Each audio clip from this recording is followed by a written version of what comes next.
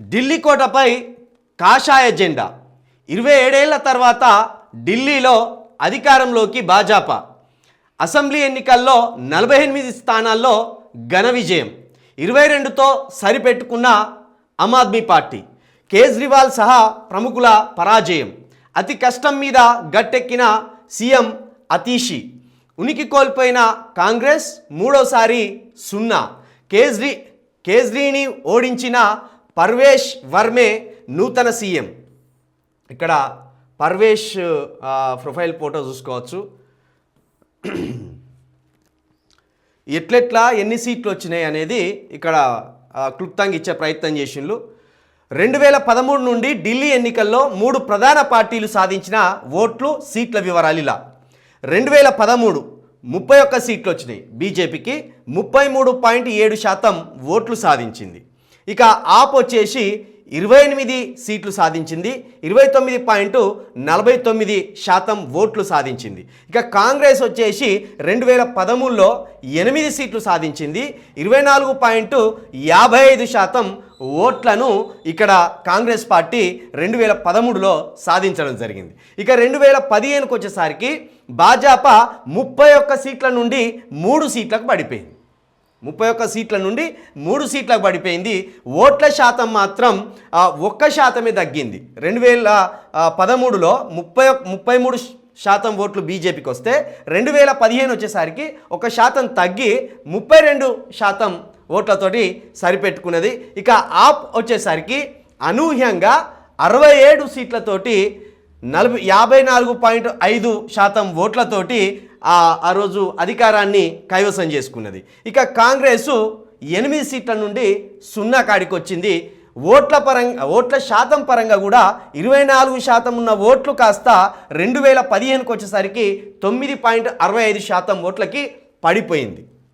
ఇక 2020కి వచ్చేసరికి ఢిల్లీలో భాజపా పార్టీ 3 నుంచి 8కి అంటే మరొక్కసారి 5 సీట్లు పెంచుకోగలిగింది. ఇక ఓట్ల పరంగా మాత్రం గణనీయంగా పెరిగినాయి. ఓట్ల శాతం కూడా గణనీయంగా పెరిగింది. 2013లో 33% వస్తే 2015లో 32% వస్తే 2020లో 38% ఓట్లు పెరిగినాయి. ఇక ఆపు యథావిధిగా ఒక 5 సీట్లను కోల్పోయి విజయం సాధించింది, అధికారం చేపట్టింది 62 సీట్లతోటి. ఇక ఓట్ల శాతం పరంగా కూడా 1% ఓట్లను కోల్పోయింది ఆ 2020కి వచ్చేవారికి. ఇక కాంగ్రెస్ యథావిధిగా గుండు సున్నాతోటే సరిపెట్టుకున్నది. ఓట్ల శాతం మాత్రం పడిపోతున్నది, ఎప్పటికప్పుడు పడిపోతున్నది ఓట్ల శాతం. 2013లో 24% ఉంటే 2015లో 9% వస్తే 2020కి వచ్చేసరికి 4% తోటి సరిపెట్టుకున్నది కాంగ్రెస్ పార్టీ.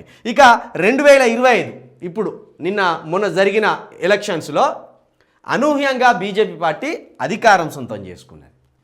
ఇక 45% ఓట్లతోటి ఓట్ల శాతం పెంచుకుంటూ పోతూనే ఉన్నది బీజేపీ పార్టీ. తన వ్యూహాలకు పదును పెడుతూ ఓట్ల శాతం పెంచుకుంటూ పోతూనే ఉన్నది. ఇక ఆపు 22 సీట్లు సాధించింది, 43% ఓట్లు సాధించింది. మనం చూడడానికి ఇక్కడ ఆప్ పార్టీ ఓడిపోయినప్పటికీ కనిపిస్తున్నప్పటికీ ఆప్ పార్టీకి ఇక్కడ పోయింది ఏం లేదు. ఓట్ల శాతం పరంగా ఆప్ తన ఉనికిని చాటుకున్నది. సీట్ల పరంగా అధికారం కోల్పోయింది కావచ్చు, కానీ ఓట్ల పరంగా జనాల్లో అక్కడ ప్రధాన ప్రతిపక్ష పార్టీగా ఆప్ ఇప్పటికీ ఉన్నది. 22 సీట్లతోటి ప్రధాన ప్రతిపక్షంగా ఉన్నది. అంటే ఒక 2% ఓట్లతోటి ఇక్కడ బీజేపీ అధికారం దక్కించుకున్నది. 2% ఓట్లతోటి ఆప్ అధికారం కోల్పోయింది.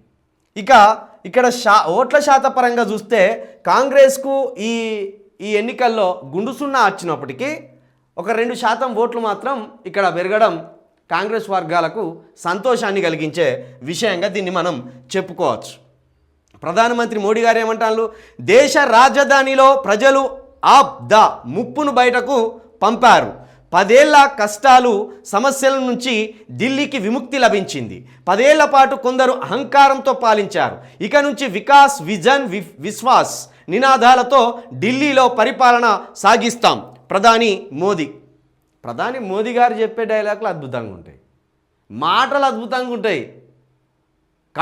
కడుపుకి ఇప్పుడు అన్నం పడ్డట్టే. మన కడుపు నిండిపోయినట్టే ఉంటాయి. భరోసా అసలు మన షాతి ఇట్లా ఇరుసుకొని నిలబట్టట్టు మాట్లాడతాడు.